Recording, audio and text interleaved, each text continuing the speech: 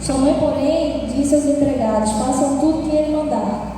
Havia ali perto 6 potes de pedra usados na purificação cerimonial judaica. Cada um tinha capacidade de entre 80 e 120 litros. Jesus disse aos empregados: encham os potes com água. Quando os potes estavam cheios, disse: agora tirem um pouco e levem ao mestre de cerimônias. Os empregados seguiram as suas instruções. O mestre de cerimônias provou a água transformada em vinho sem conhecer sua procedência, embora os empregados obviamente soubessem. Então chamou o noivo. O anfitrião sempre serve o melhor vinho primeiro, disse ele. Depois, quando todos já beberam bastante, serve o vinho de menor qualidade, mas você guardou o melhor vinho até agora. Esse sinal em Caná da Galileia foi o primeiro milagre que Jesus fez. Com isso, ele manifestou sua glória e seus discípulos creram nele. Depois do casamento, foi a Cafarnaum, onde passou alguns dias com sua mãe, seus irmãos e seus discípulos. Amém? Glória a Deus. Feche seus olhos, vamos orar. Senhor, nós te agradecemos, Pai, pela leitura da sua palavra. Te pedimos em nome de Jesus, fala conosco nessa noite, Pai. Nós estamos atentos à sua voz, queremos ouvir, Pai, aquilo que o Senhor deseja ministrar em nosso coração hoje. Nós estamos atentos, Senhor, fala conosco. Nós esperamos, Senhor, pela tua voz, pela tua manifestação, Pai, pelo teu Espírito falando ao nosso nessa noite. E nós cremos em nome de Jesus, Pai, que receberemos aquilo que o Senhor reservou para nós. Em nome de Jesus. Amém. Amém. Glória a Deus. Pode sentar no seu lugar.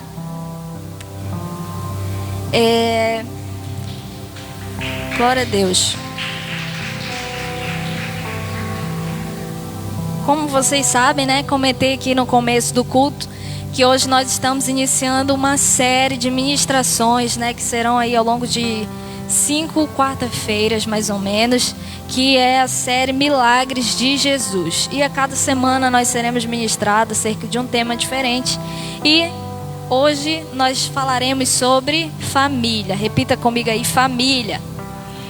Estamos recebendo nessas ministrações desde domingo, tem sido uma bênção, graças a Deus. Eu creio que hoje o Senhor quer continuar falando conosco. E essa mensagem de hoje ela é bem curta. São algumas reflexões ao nosso coração. E sempre que o pregador fala que é curta, nunca é curta, né? Mas vai ser curta, eu prometo. Vai ser um momento para nós recebermos algumas coisas da parte de Deus, mas que de uma forma bem simples, bem objetiva. Creio que o Senhor quer ministrar o nosso coração. E para iniciar, o primeiro objetivo, né, dessa palavra, assim como dessa série, é nos lembrar que Jesus, ele ainda realiza milagres. Amém? Você crê nisso? Repete aí comigo: Jesus realiza milagres. E nessa série de mensagens, inclusive hoje também, nós vamos conhecer alguns milagres de Jesus e mais do que isso, vamos trazer à nossa memória que Cristo, ele é ainda aquele que realiza milagres sobre a nossa vida. E eu acredito que vai ser um tempo precioso para todos nós falarmos sobre os milagres de Jesus, trazermos à nossa memória o amor, a bondade, a graça de Jesus que nós vemos através de seus milagres, porque falar de milagre sempre significará falar do amor de Deus, falar da bondade de Deus para mim e para a sua vida. Amém? E às vezes eu estou lendo a Bíblia e eu costumo, geralmente, né, eu gosto de ler mais o Novo Testamento, mas agora eu estou numa leitura do Antigo, enfim. Tem uns momentos que eu estou na leitura e eu sinto falta de ler alguma coisa sobre Jesus. E aí eu paro, não, vou ler alguma história, alguma coisa. Apesar que as histórias dos evangelhos, elas se repetem, né? Às vezes a gente até fica, eu já li essa história, já sei o que acontece, já sei tudo. Só que às vezes bate aquela falta de ler sobre Jesus, porque eu fico assim, não, eu quero saber como é que ele agia, o que ele falava, como é que ele fazia. E quando eu paro para ler, sempre me dá essa sensação de estar conhecendo um pouquinho mais de como era Jesus, né? A forma de Jesus lidar, até mesmo a sua personalidade, seu caráter, enfim. Por que eu estou falando isso? Porque eu acredito que quando nós mergulharmos nesses milagres de Jesus, nós vamos aprender um pouco mais sobre o caráter de Jesus. Nós também vamos aprender um pouco mais de como ele era, sobre o seu olhar compassivo, seu olhar de misericórdia, seu olhar de graça, né? Quantas vezes nós vemos nessas histórias, né, Jesus se deparando com pessoas ali tão necessitadas e se compadecendo delas, enfim. E por que isso é importante? Porque nós precisamos trazer à nossa memória quem Cristo é, além do que Cristo pode fazer. E também trazer à nossa memória que Ele quer fazer. Porque, pense comigo, quando nós falamos de milagres, às vezes a gente só falta questionar se Deus ele tem intenção de fazer. Quando a gente fala sobre certas coisas na nossa vida, só nos falta vir a dúvida se Deus realmente quer nos abençoar. Mas quando nós conhecemos a Jesus, nós lembramos o caráter de Deus. E nós lembramos que Ele é Pai. E todo pai tem prazer em ver os seus filhos se fartarem. Essa é a alegria de um pai. Então nós precisamos também nesses dias trazer esse sentimento ao nosso coração. O sentimento de que nós temos um pai ao qual nós podemos recorrer. E um pai que ainda realiza milagres. E um pai que deseja que nós venhamos viver milagres. Amém? Você crê nisso? Deus tem o desejo de nos ver vivendo milagres. Deus tem o desejo de nos ver vivendo vida abundante. Amém? Você crê nisso? Amém, eu creio nisso. E eu quero trazer isso à minha memória nessa noite. E eu espero que você traga isso à sua memória hoje.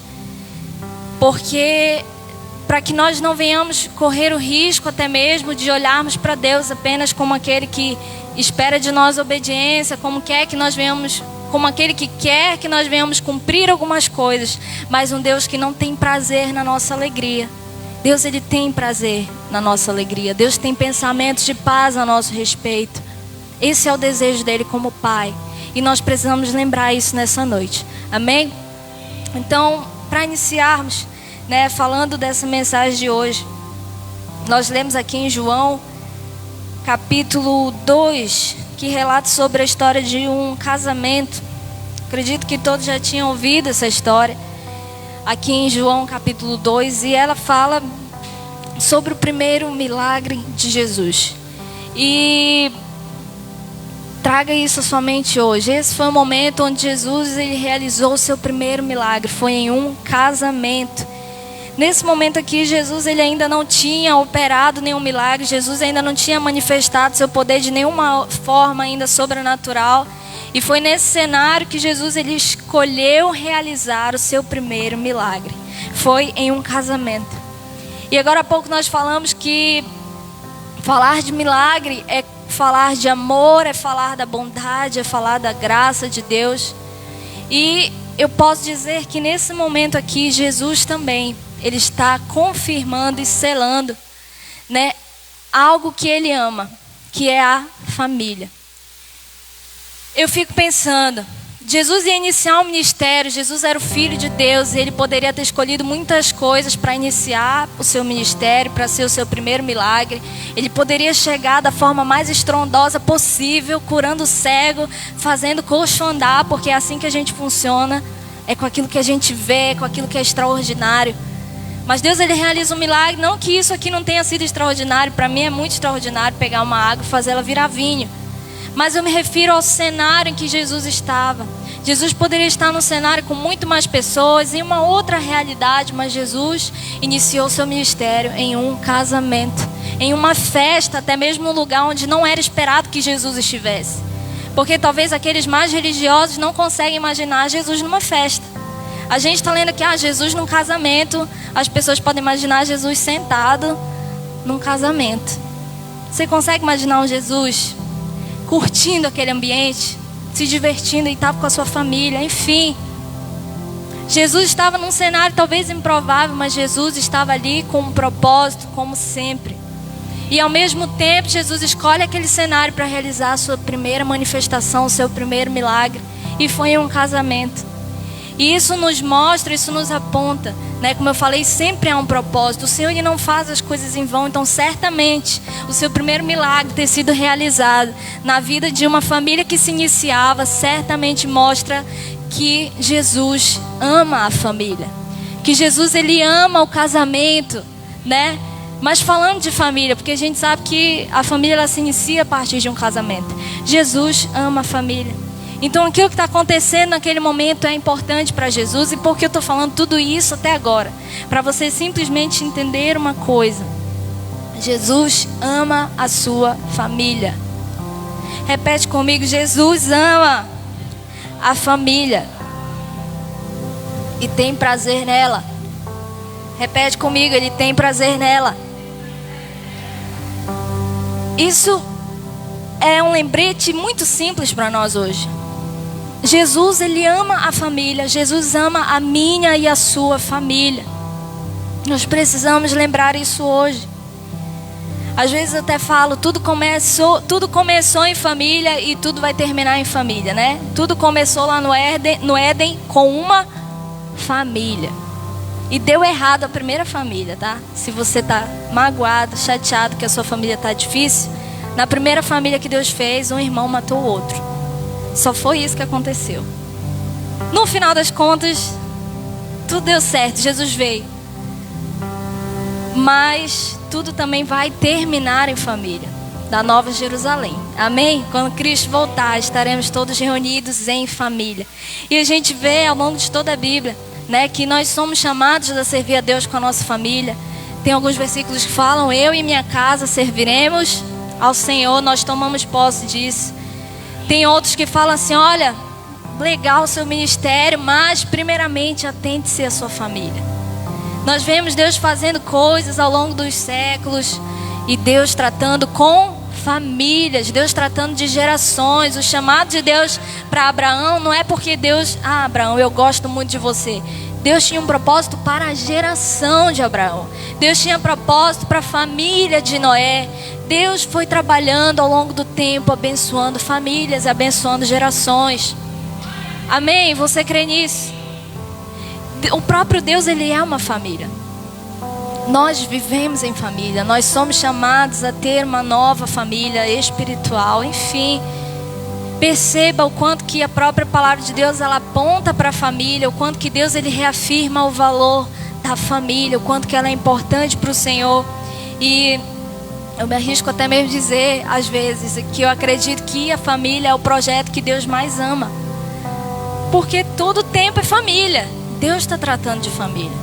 Então nós precisamos lembrar que Deus ele ama a nossa família. Não é à toa que hoje as famílias elas são muito bombardeadas, sim ou não? As famílias elas têm um alvo nas costas. E eu te digo isso também como um alerta, para que você entenda que se você não valoriza a sua família, existe, como a gente fala, o outro lado da força que valoriza a sua família. Se você não olha com atenção para a sua família, existe alguém que olha com atenção para a sua família, porque ele sabe mais do que você o valor que ela tem. Às vezes nós não valorizamos a nossa família, a nossa casa. Pais que não valorizam os filhos, filhos que não valorizam seus pais. Mas o inimigo das nossas almas sabe o valor e o papel que cada um tem na vida do outro. E eu poderia citar para você muitos exemplos, muitos problemas decorrente de famílias quando elas são feridas, quando elas são afetadas. Às vezes um filho, quando ele é atacado, ele é ferido, ele se torna desobediente. Qual é a consequência desse filho? Ele vai viver menos nessa terra, porque isso é bíblico. A palavra diz: honre seu pai, sua mãe, e seus dias na terra se prolongarão. Então, no lugar do diabo às vezes tentar muitas outras formas, ele faz assim: olha, começa a olhar para o teu pai e para tua mãe como autoritário, como aquele que não te entende. Enfim, porque no lugar de ele agir de outras formas, ele te faz simplesmente ser desobediente. E quando você se torna um filho desobediente, você para de honrar. Quando você torna um filho desobediente, os seus dias na terra se diminuem. Hoje eu li uma frase dizendo assim, do Spurgeon: jovens, vocês precisam orar, porque suas paixões são fortes e a sua sabedoria é pequena. Isso é verdade. E isso é só um exemplo do quanto que quando nós agimos contra esses princípios basilares, nós começamos a incorrer nesses erros. E como exemplo desse de desobediência de um filho, seus dias se diminuem nessa terra. Por quê? Nós precisamos honrar, nós precisamos obedecer. Porque além de existir um princípio de honra e de bênção, é a ordem natural. Nós não temos tanta sabedoria assim. Nós precisamos aprender com alguém. E aí a gente vai dar ouvidos, filhos. Às vezes damos ouvidos a pessoas que estão pior do que a gente e não quer ouvir os conselhos de dentro da nossa casa. Isso é só um exemplo. Às vezes aquele filho, aquela filha que foi abandonado pelo seu pai, pela sua mãe. Às vezes alguém vem e não consegue entender a proporção disso, mas aí se torna uma pessoa que simplesmente não consegue entender o amor de Deus por ela. Para você ver o quanto que isso é sério. O quanto que é uma área que talvez não é valorizada, mas o quanto que ela afeta até mesmo a nossa fé. Pessoas que têm uma relação com seus familiares de meritocracia, muitas vezes, e olham para Deus e não conseguem enxergar um Deus que ama pela graça. Começam a querer conquistar o amor de Deus. Canso de ver jovens chegando. Ai meu Deus, eu pequei e agora parece que Jesus não morreu numa cruz e a pessoa acabou a vida dela. É um nível de desespero e de amargura tão grande. Eu lembro uma moça uma vez, desmaiou literalmente num discipulado nosso, culpada. E eu lembro inclusive que essa pessoa, ela não conhece seu pai. Só para você ter noção de o quanto que às vezes algumas coisas que você às vezes não valoriza, mas elas podem afetar a nossa fé. Isso é um exemplo entre muitos exemplos. Isso é apenas um exemplo do quanto que a ausência ou desequilíbrio familiar, eles geram feridas, eles causam problemas. Você acha que é o desejo de Deus para mim e para você? Não. Jesus, ele morreu em uma cruz para nos trazer vida abundante. Então ele não deseja, amém, glória a Deus por isso.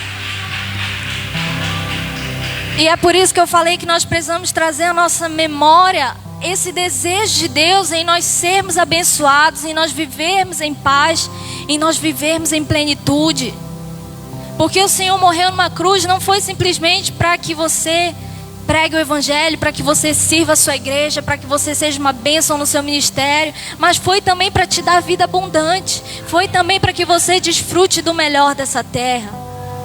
E quantas vezes nós estamos servindo ou até nós estamos desfrutando em outras áreas, mas a nossa família não está desfrutando junto conosco. Não é esse o desejo de Deus. Não é essa a vontade de Deus para nós. Porque o Senhor não veio... Tem até uns pregadores que eu já ouvi falar assim, olha, Deus não morreu por uma pessoa individualmente. Ele fala assim, é como se ele falasse assim, olha, Deus não morreu pela Letícia, ele morreu pela família Cardoso, pela família Costa.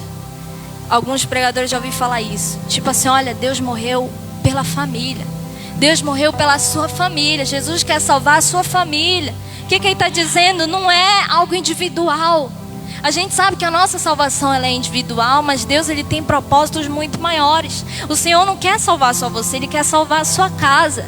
Ele quer salvar a sua descendência, a sua geração. Essa é a vontade de Deus.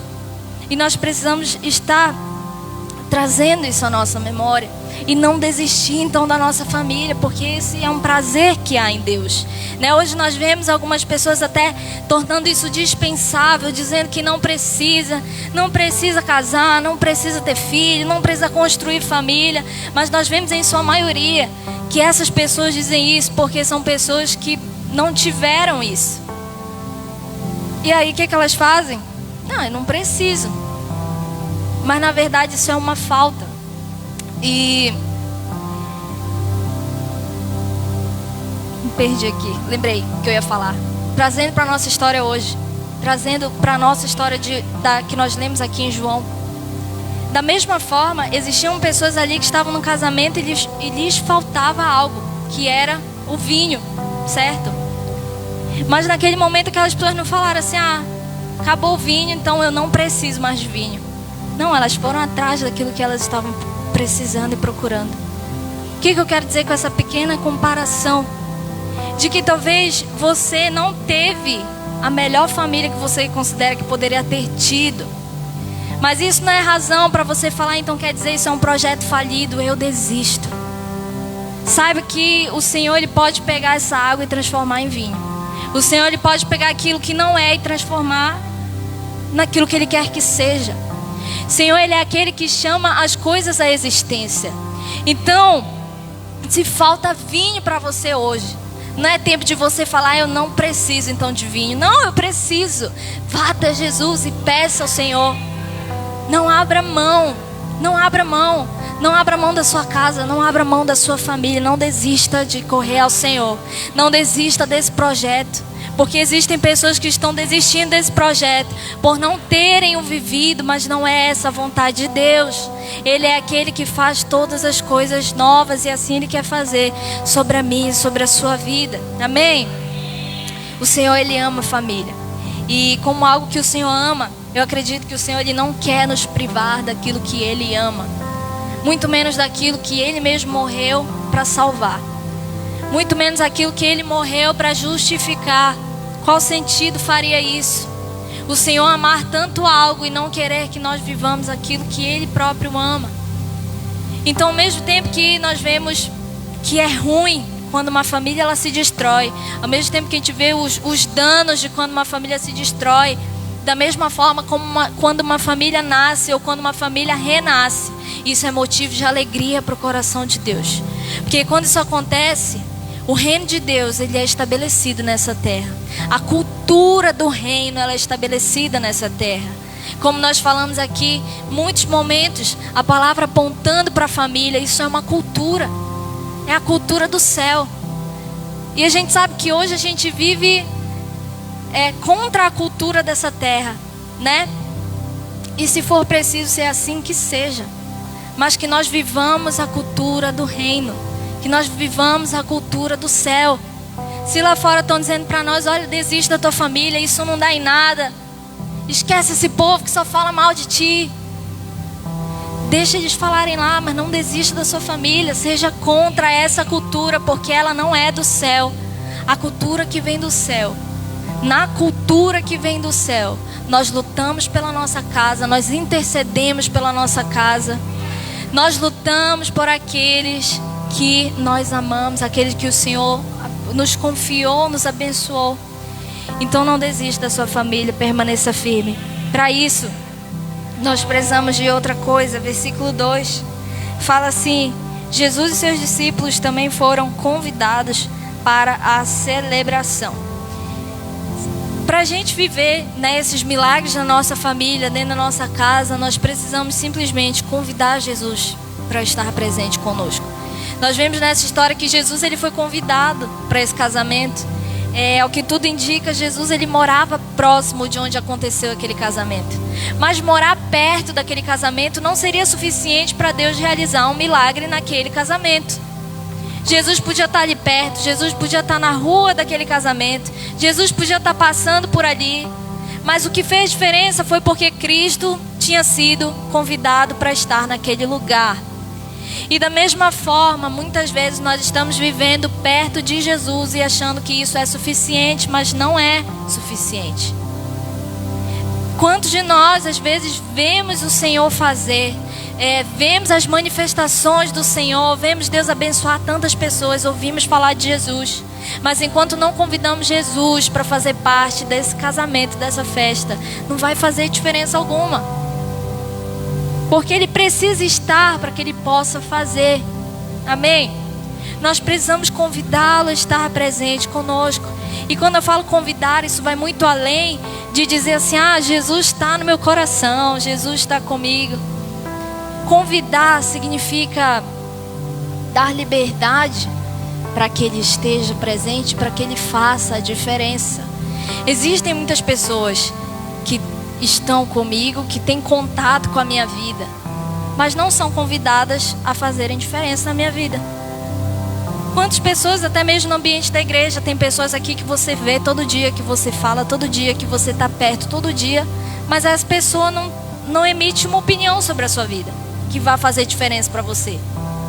Ou é qualquer pessoa que entra e fala assim, olha, faz isso aqui, e você faz?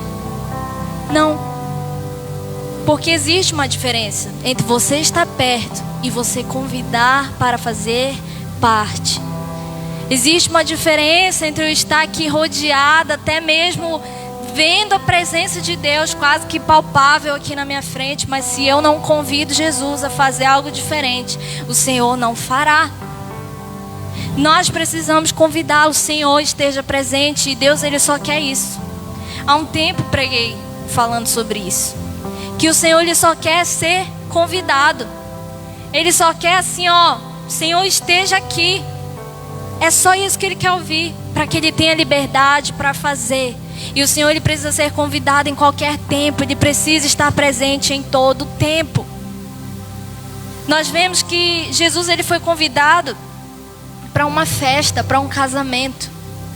Quantos de nós estamos convidando Jesus só para a hora da dor?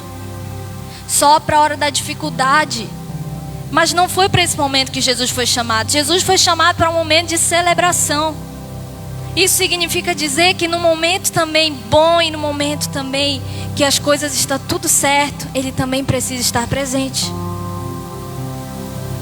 Até porque nem tudo é perfeito toda hora. Assim como nesse casamento, chegou um momento que as coisas desandaram. Mas por existir ali um Jesus, um socorro bem presente, aquelas pessoas tiveram saída naquele momento. Porque tinham convidado Jesus a estar presente. Nós precisamos convidar Jesus para que Ele esteja em todo o tempo na nossa vida. Amém? Terceira coisa. Jesus era conhecido na sua casa.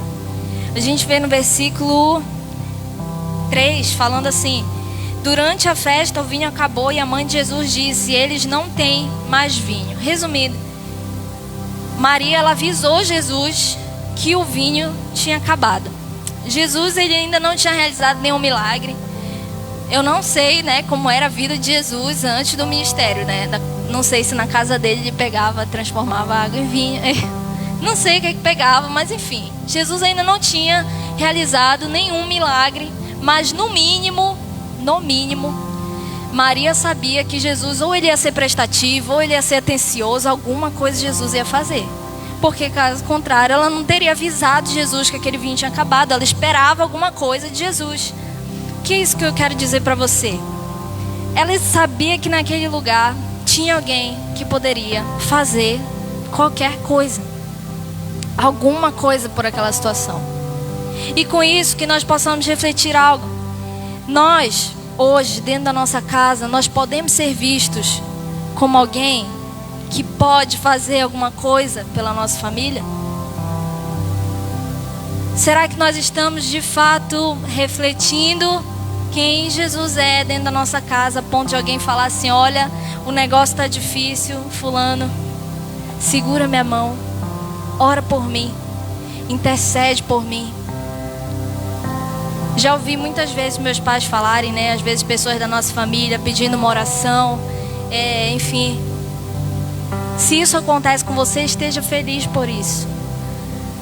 Porque significa que no mínimo a sua família, ela está vendo algo diferente na sua vida. E isso precisa acontecer. Isso precisa acontecer. Nós precisamos lembrar que nós temos que ser na nossa casa a extensão do amor de Deus. Nós precisamos ser a extensão de quem Cristo é. Porque às vezes o único contato que a nossa família vai ter com Jesus é através de nós. E se isso não acontece, como é que vai ser? Hoje eu sou extremamente grata pelos meus pais. Porque esses dias não, um certo tempo eu estava pensando, se eu não conhecesse Jesus através da vida deles, quando é que isso ia acontecer? Se fosse acontecer. Você já parou para pensar que você tem a chance, a oportunidade de apresentar a sua família o maior amor do mundo? Que você pode apresentar à sua família tudo aquilo que eles precisam. E ao mesmo tempo que isso é um privilégio, isso é uma responsabilidade.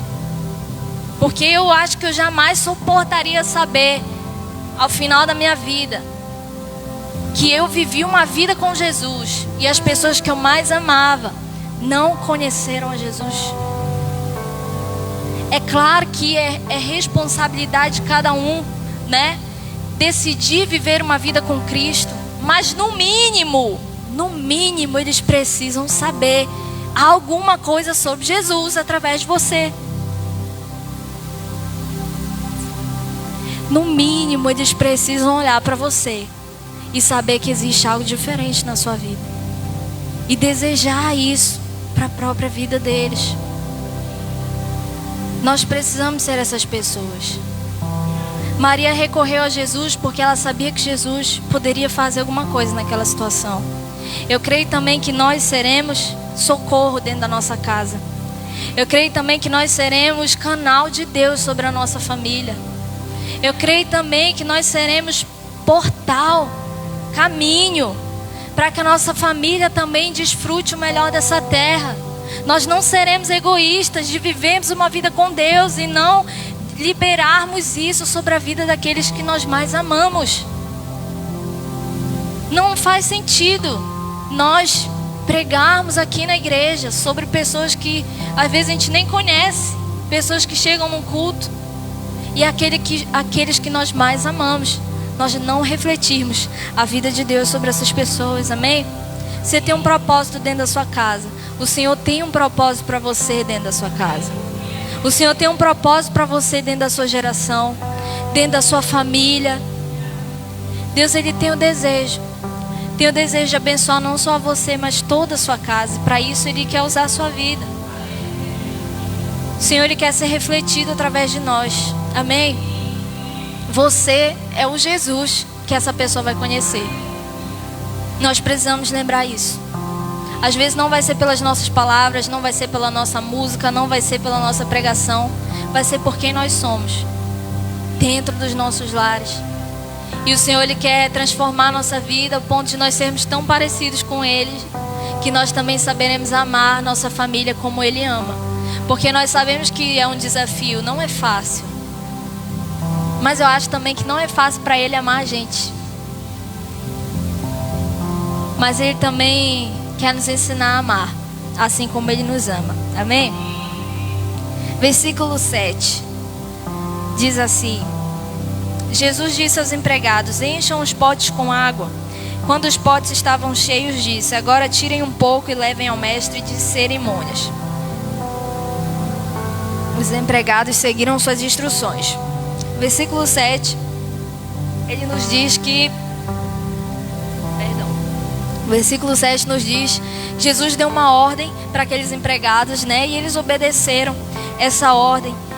E isso me chama a atenção, porque às vezes nós pedimos o socorro de Deus, mas a gente não quer obedecer o que Ele pede.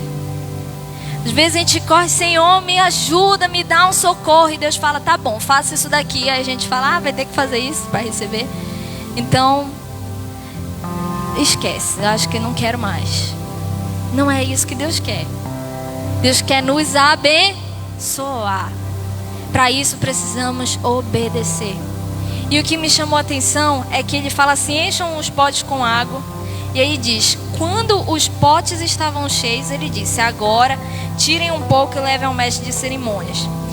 Somente quando os potes se encheram, ou seja, somente quando eles obedeceram o primeiro comando de Jesus, Jesus deu o próximo comando. Isso é algo também que eu comentei há um tempo aqui em alguma outra pregação, falando que às vezes a gente se preocupa com os próximos passos, a gente se preocupa o que Deus tem para amanhã, o que Deus tem para depois, o que Deus quer fazer. E Deus está falando: mas calma, faz isso aqui agora. Mas a gente já tá, mas e depois? Isso naquele momento Jesus fala assim: olha, enche o pote de água. E aquelas pessoas falam: tá, mas o que o Senhor vai fazer por acaso? Porque isso aqui é água, a gente precisa de vinho. E se eles começam a questionar Jesus, eles simplesmente obedeceram. E isso quer dizer que existirão momentos que nós temos que obedecer sem questionar. Confiarmos no Senhor, confiarmos no comando, na voz, obedecer. Sem perguntar: Senhor, é isso ou aquilo? Deus já está falando algo agora. Deus já está falando algo para hoje. Não precisa saber o que Ele quer para amanhã ou depois. Obedeça agora. Obedeça o que Ele está te falando, mesmo que você não enxergue, mesmo que você não saiba o que é que vem depois. Confie no Senhor. Nós precisamos confiar e obedecer no Senhor. Mesmo sem saber o amanhã, mesmo sem saber o que é que vem nas próximas cenas, mas obedeça. Obedeça, confie no caráter de Cristo. Confie em quem o Senhor é. Quando nós conhecemos o Senhor, nós confiamos e nós conseguimos obedecer sem questionar aquilo que Ele nos pede. Para finalizarmos, versículo 10. O anfitrião sempre serve o melhor vinho primeiro, disse ele. Depois, quando todos já beberam bastante, serve o vinho de menor qualidade. Mas você guardou o melhor vinho até agora. E esse último é para dizer que com Jesus é possível nós começarmos bem e nós terminarmos melhor. Amém? Me chama muita atenção essa frase que ele diz assim: mas você guardou o melhor vinho até agora. Isso me chama atenção porque é como se ele quase um desabafo, né, para Jesus. É como se trazendo para nossos dias hoje ele falasse: olha, as pessoas começam bem, mas depois as coisas desandam.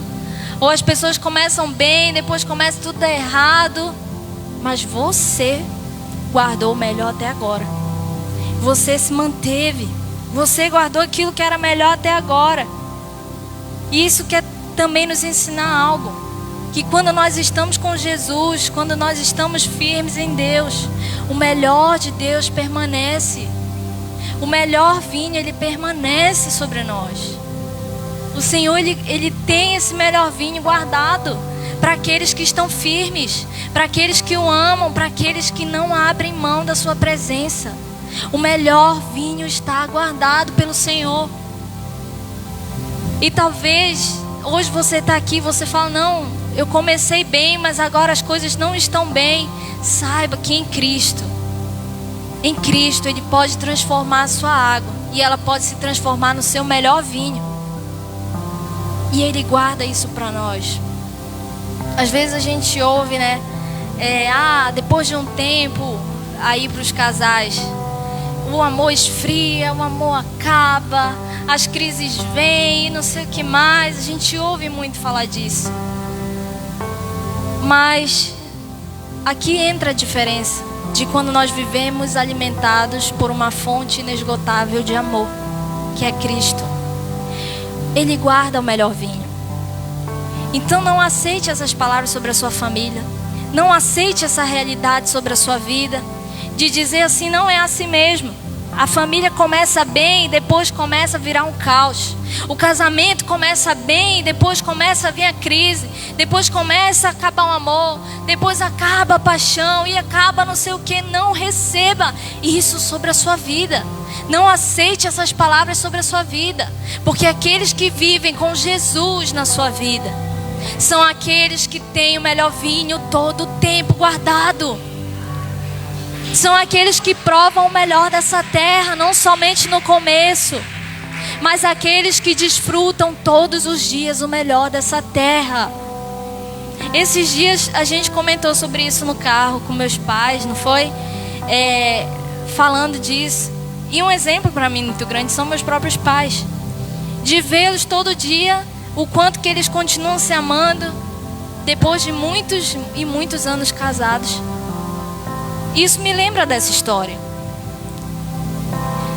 O melhor vinho, ele pode ser permanente. Ele pode ser guardado quando você decide viver uma vida com Jesus. Quando você decide convidar o Senhor para estar presente na sua vida. Isso é viver com o Senhor. Amém? Isso é viver com o Senhor. Não receba essas palavras sobre a sua vida. Eu sei que hoje eu estou, no início, de um relacionamento, 1 ano ainda. Mas eu digo que eu já posso provar dessa realidade. Porque tem gente que fala assim: eu ouvia, daqui a 1 ano já não trata mais igual, já trata não sei o quê. Graças a Deus não tenho vivido isso. E eu creio em nome de Jesus que não vou viver isso. Porque eu declaro assim, eu não recebo essa palavra para mim. E talvez tenha até gente pensando assim: tá falando isso porque ainda é 1 ano mesmo, tá explicado. Mas eu quero dizer para você, Você decide o que você recebe no seu coração. Você decide o que você recebe para sua família. Você decide o que você declara sobre a sua família. E independente do que A ou B pensa, eu sei o que eu penso, eu sei o que eu creio e eu sei o que eu recebo. E eu não recebo essas palavras, eu sempre falo. Eu não recebo essa conversa de crise, esse negócio de acaba amor. Não recebo isso sobre mim. Eu não recebo isso sobre mim. E nós precisamos ser assim, pessoas de fé pela nossa casa, pessoas de fé por aquilo que nós cremos, pelas verdades de Deus sobre nós. Declare as verdades de Deus sobre a sua família, sobre a sua casa, em nome de Jesus. E se declararam para você, olha, já ouviu aquela expressão, tá uma água isso, de tão ruim que tá, o pessoal fala, tá uma água. Às vezes realmente tá uma água, mas hoje você declara assim, olha, essa água está se convertendo no melhor vinho que eu já provei. Porque isso é viver com o Senhor. E eu creio que hoje o Senhor Ele libera sobre nós o melhor vinho, amém? Que é o amor do Senhor. A palavra diz que o amor do Senhor Ele é melhor do que o vinho. E eu creio nessa verdade. E eu recebo isso sobre a minha vida. Então esse sinal foi o primeiro milagre que Jesus fez. Para concluir, fala aqui no final que foi o primeiro milagre que Jesus fez. E Ele manifestou a sua glória e seus discípulos creram nisso. Então talvez hoje na sua vida está faltando vinho, acabou o vinho da sua festa, mas é nesse momento que Jesus Ele vai se manifestar e a sua família vai crer. Assim como aqui nessa palavra fala, o poder de Deus se manifestou e seus discípulos creram, a sua casa vai crer no Deus que você serve, porque as bênçãos, os sinais e as maravilhas de Deus acompanham a sua vida. E no final desse capítulo fala que Jesus Ele foi passar uns dias, depois desse casamento com sua mãe, com seus irmãos, com seus discípulos, enfim. Isso nos mostra que nós devemos investir na nossa casa, assim como o próprio Jesus fez, investiu na sua família, investiu tempo com a sua família. Nós precisamos fazer o mesmo. E eu creio que o desejo do Senhor é que nós estejamos de mãos dadas com Ele, para que Ele possa restaurar nossa casa, para que Ele possa restaurar a sua família. Saiba que o Senhor, Ele tem propósitos muito maiores para você, para a sua casa. Amém? Eu creio que Deus, Ele quer fazer dos nossos lares, um pedaço do céu nessa terra. Eu creio que o Senhor quer nos fazer referência nessa geração. Eu creio que o Senhor quer, como eu falei, estabelecer essa cultura que é do céu nessa terra, através da nossa vida, da nossa família. Eu creio que a nossa casa vai ser uma casa frutífera, uma casa cheia do Espírito Santo. Nossos filhos serão cheios do Espírito Santo. Nossa família vai ser cheia do amor do Senhor. Eu creio que não vai prevalecer sobre a nossa casa nenhuma contenda, nenhuma briga. Em nome de Jesus eu declaro essas palavras entre nós aqui, porque eu creio que no nosso meio, quando nós estamos aqui unidos em fé, as nossas palavras elas ganham vida, elas ganham poder. E eu declaro isso sobre nós hoje. Eu declaro hoje que nossos lares são lares restaurados.